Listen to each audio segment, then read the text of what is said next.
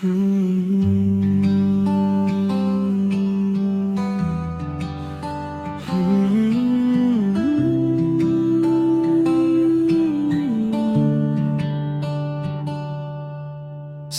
umaga almusal ay handa na,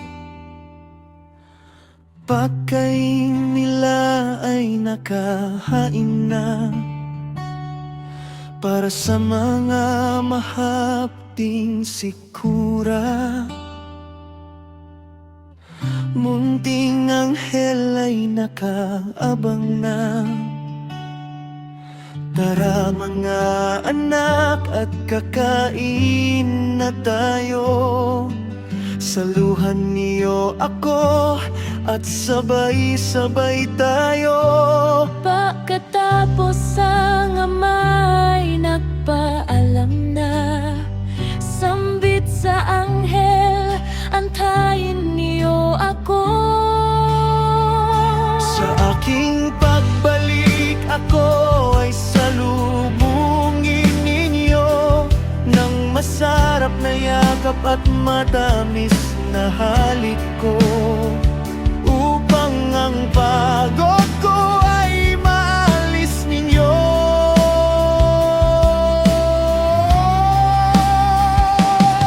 Kawawang padre de pamilya ng alangan na ito, napadaan lang sa isang iskinita, at siya ay kinalawit dito ng isang mabaangis at nagpapanggap takao. Iyon pala ay isang demonyo. Kawawang padre de pamilya, nagmamakawang sinambit ito. Wag po may anak ako. Kawawa sila, paano pag wala na ako? Di pa rin pinakinggan ng demonyo. At ilang oras maanakangay pa, at ng anghel ay nakaabang sa pagbalik ng kanilang ama. Di nila alam na ito ay nasa malayo na, at kailanman ay di na babalik pa.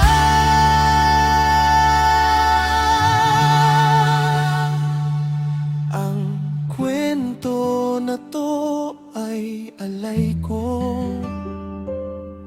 sa mga batang naulila ng isang mabuting ama, na lumaban ng parehas sa totoo.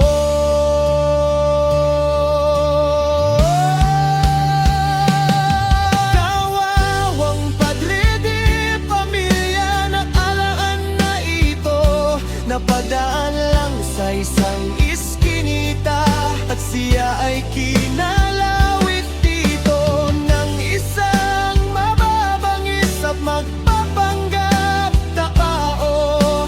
Iyon pala ay isang demonyo. Kawawang padre de pamilya, nagmamakawang sinambit ito. Wag po may anak ako.